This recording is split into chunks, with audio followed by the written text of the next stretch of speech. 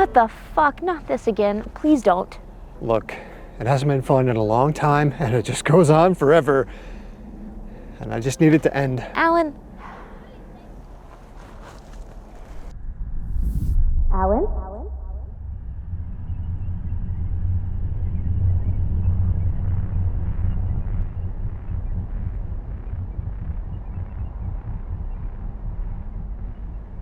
So I see you here moping and sulking aloud. Your solution to everything? Go jump in a cloud. You'd sack up and come back if you were not so lame. Well, your flighting needs work. But I'll finish the game.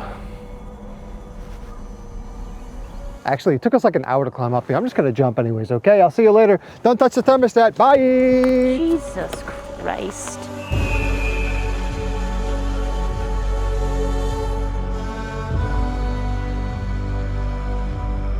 But I didn't jump, it was just a joke though. Looking for a comprehensive review of Assassin's Creed Valhalla? Me neither. This game is over 500 hours long and that's way too much to get to. If that's what you're looking for, click off this video right now. I mean, what I meant to say is, like and subscribe. Anyway, I put more time into this game than the collective amount of hours I put into my high school job at the Wilson's Leather. Shout out to my Wilson's Leather folks, by the way. If you're still alive. Anyway, I thought I might try to list out each and every little feature that you can do in this game. And just saying it out loud just now, it sounds like a Herculean task. Herculean? Sounds like a I'll get there. Sounds like a Herculean task. And I will go back and unpack the important ones later, but for now, let's just get on with it. We have a lot to cover.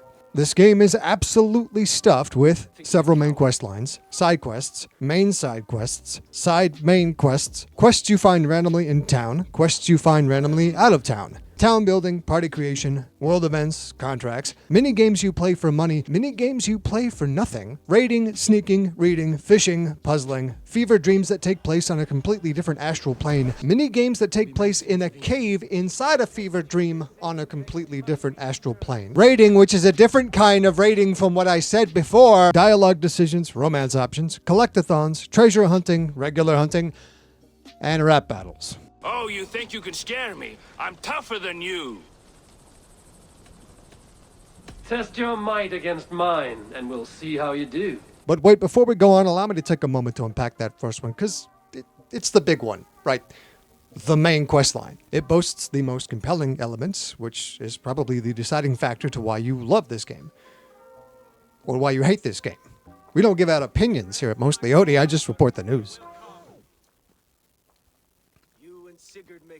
Oh, also it's the characters. Be it a blessing or a curse, family is always first. A good line, boy. Were you not an Atheling, I would hire you as my Skal. Skald? It sounds something like Scott, our court poets. Is that what you mean? Right again. Fascinating. The harmony between our words and yours is quite something. The bulk of the story is divided up into visiting each of the neighboring kingdoms of England and forging alliances with the struggling powers that be. By the way, all these regions end in the Shire suffix, and yes, they do make the inevitable Worcestershire joke. I call it Leicestershire sauce. That is a mouthful. Each major questline sees Eivor aiding and eventually bonding with each region's respective leaders in some way, shape, or form, and culminates with them all making a last desperate grab for control of the region. Which, of course, Eivor is front and center for, lending support and kind of playing the right hand of the ruler. Rinse and repeat from one chapter to the next for pretty much the entirety of the second act. Fortunately for the player, this pretty much works here because of Ubisoft's attention to character development. And trust me, I can't believe I'm saying that. We follow these noble characters through their journeys, learning more about them and often identifying with them. And really, it's a very simple trick to accomplish this. All you need is a solid character archetype and a satisfying character arc, and boom, you got a good character. It's not rocket science. And in this next bit I really like, I wanted to quickly mention this one. Eivor discovers yet another young king archetype. A Jungian young king archetype.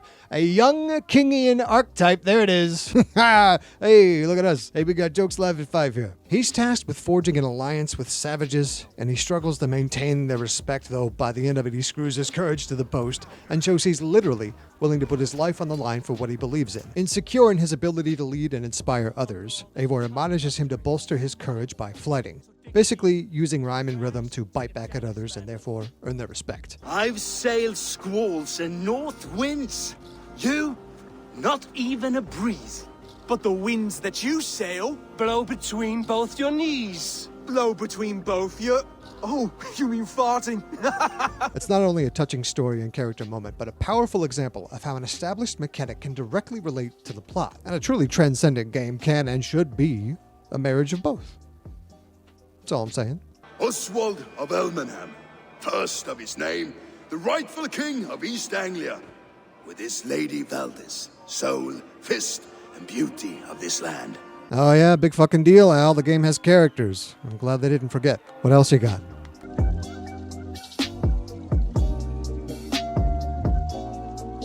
There are these one-off side quests called world events in the game. You!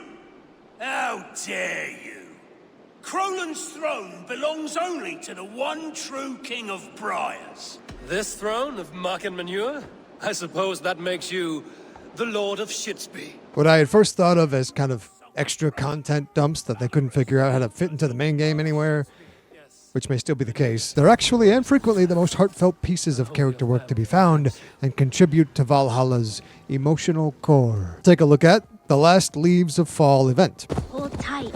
Just hold on tight. Please, this leaf cannot fall. Stay back.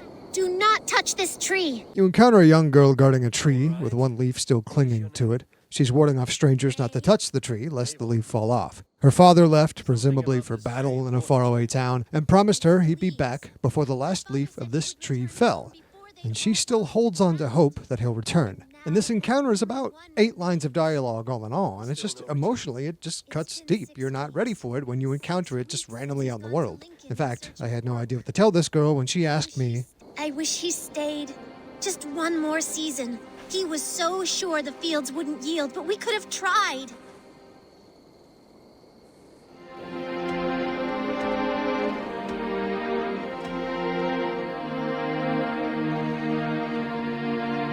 All I can say for certain is that this leaf will fall.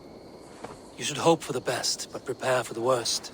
That way, if your father never returns, your heart will not break. But if he does, you will weep with joy. Luckily, I encountered her early on enough that I wasn't entirely jaded by world events just yet, and her plight could still hit me with an emotional impact. Of course, my earliest encounters in the game are the ones that stick with me the longest. Ain't that just the way? Some help over here! This Skal had the bright idea to alter his mind. If you so choose, you can render your assistance to each and every supplicant in the game, and believe me, they are numerous and belligerent. There's over 100 in the main game and DLC. If being a completionist is your bag, happy hunting. Hearken well in Hall of Kings. You see, raiding gets its own category because it's a very special feature in the game. Not merely a side quest or a minigame, but an entire supplemental to the main game, and guess what? As I mentioned before, you get 2 distinct types of raiding. One that takes place within the main game map and earns you supplies you'll need to augment your town. Dear sweet Odin, I haven't even gotten to the town building yet. And another they patched into the game after the release that sees you traveling to far-off places and famous historical rivers to plunder gear and abilities. You'll sack the French in France, and you'll drown the Druids of Ireland in their own blood. Skal! Skal! I bought this thing for that one take, and now I'll never use it again. Oh, and they have werewolves at their disposal. I say again, fucking werewolves in our historical fiction game, as if the French weren't bad or hairy enough. So let's circle back to the town building. Man, how much more is there? You spend your hard-earned supplies from raiding on upgrades to your buildings, with each building kind of representing a specific vocation or skill, such as the trader, or the blacksmith, or the town weirdo. There are exceptions. Sometimes you'll just take in a stray who just joined you after a random quest. But hey, they have a cool, different-looking house, and they get to join you under the wing of the Raven Clan's protection. Unfortunately, you can't move the buildings, or rotate them, or customize the draperies, so it's kind of a far cry from a real town sim, but that's okay. We've got plenty of other shit to do. Thank you for this. Whether fur, meat, or bone, we will provide only the finest. What about minigames, Al? Does this game have minigames in it? Oh my fuck, yes it does. First up is dice. Let me tell you, after playing Flintlock's painfully boring Sebo minigame,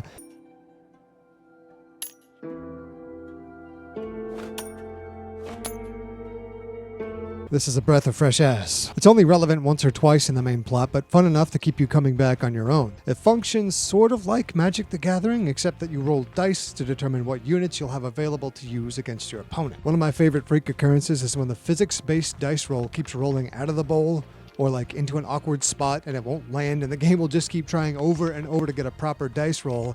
Sometimes it goes on for quite a while until it gets it just right. It's kind of funny. Up next is drinking, a little timing and rhythm game. Now you'd think I'd be good at rhythm games because I am a music man, but I suck at it.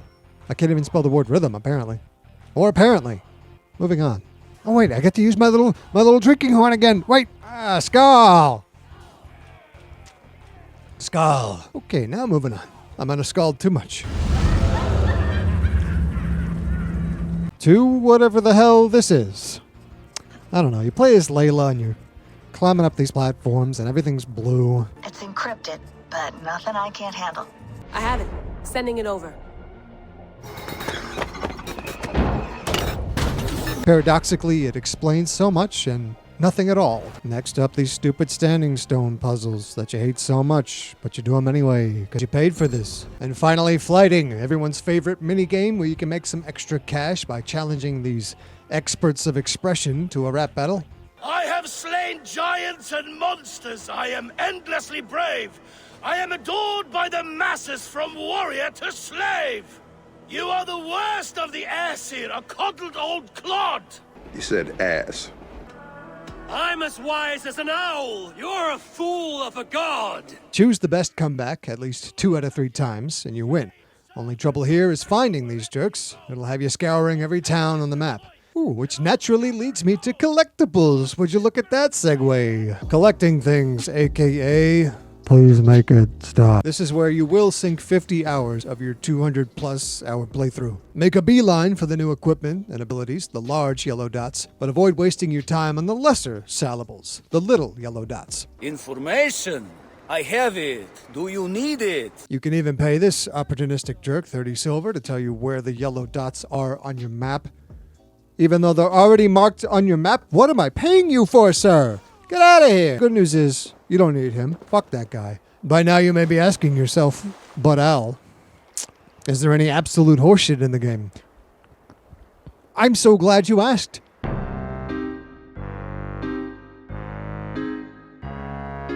Mining for ore, or not mining for ore. Why is it so hard to hit sometimes? I swear, every time I come upon one of these nodes, it takes the zen of a Shaolin master to be able to hit it on the first try. Why is it like this?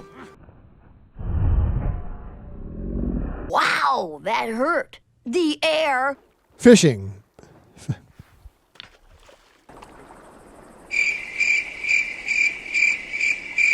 You'll be forced to fish if you want to collect the necessary resources to fulfill the requirement of these ritual altar pillar things that demand a sacrifice. But here's the thing. Do you see these little blips right here? Those are fish. Now, can you tell me if they are the exact type of fish that you need for the sacrificial stone? Too late, the answer is no. Let's catch one and see. Just a regular fish. Oh, it's a bullhead, all right, but it's a regular bullhead. Turns out you needed small bullheads. This is bullshit. Oh, and also you need 10 of them. Why did they do this to me? I hate fishing in video games. Oh, and when you finally turn them in, you get 1 ability point. Whoop-de fucking shit. Stacking fucking stones.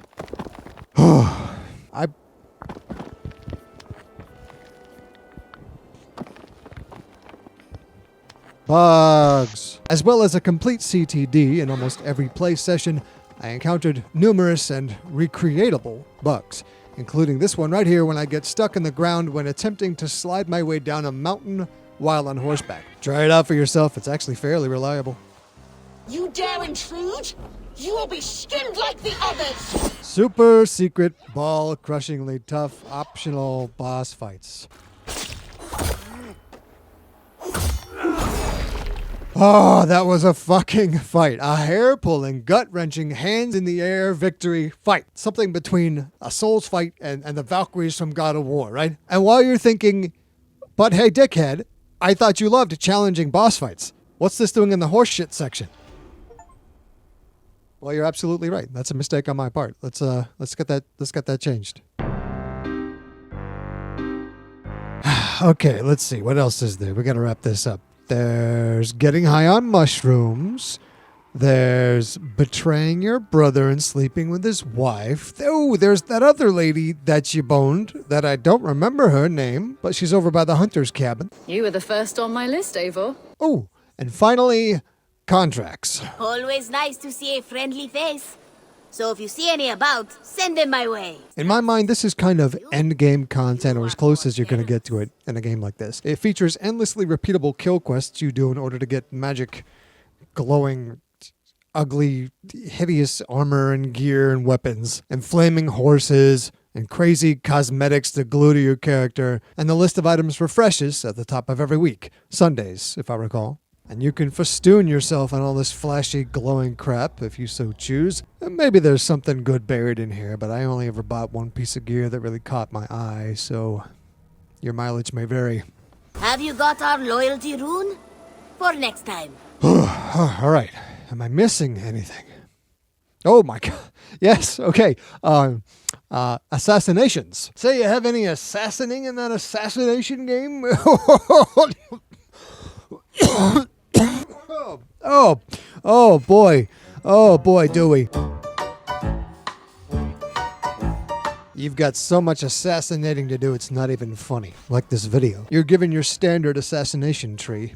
Man, I'm tired of saying that word. It goes on way too long and it's lost all meaning by now and it needs a shorter version. Anyway, you'll go from ass to ass slowly but surely, starting with the lesser yet tougher Zealot class members, only working your way up to the Magisters when you access critical points in the storyline. It satisfyingly ties right into the main narrative, if you live long enough to see it done. Actually, one of my favorite and most personal moments in the whole game comes from this feature, by the way. So if you so choose, you can try to track down any non-plot critical ass target and kill them even before you've collected all the clues to officially put their marker up on the map.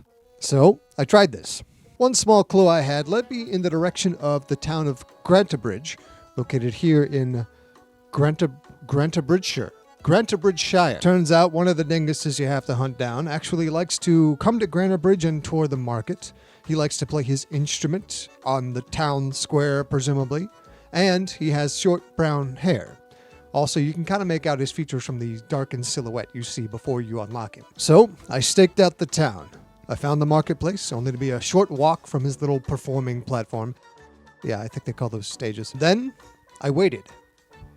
I just waited. I found a rooftop, perched on it, and waited for him to show up.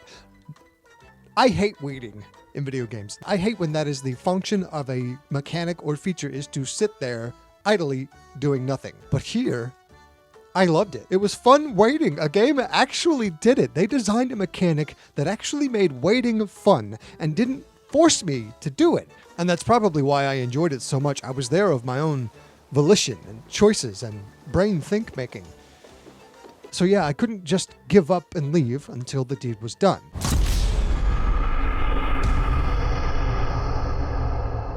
Well, anyway, we're approaching time, and I'm about ready for my final thoughts. Oh, no, that's a different video series. We're not doing that here. Although you should go watch it. So, yeah, that's everything. I swear. And the point of this whole video is just to say Valhalla is great. It just goes on for way, way too long. Like this video. Just like with any recent Assassin's Creed title, you're overwhelmed halfway through the playthrough with so much to do.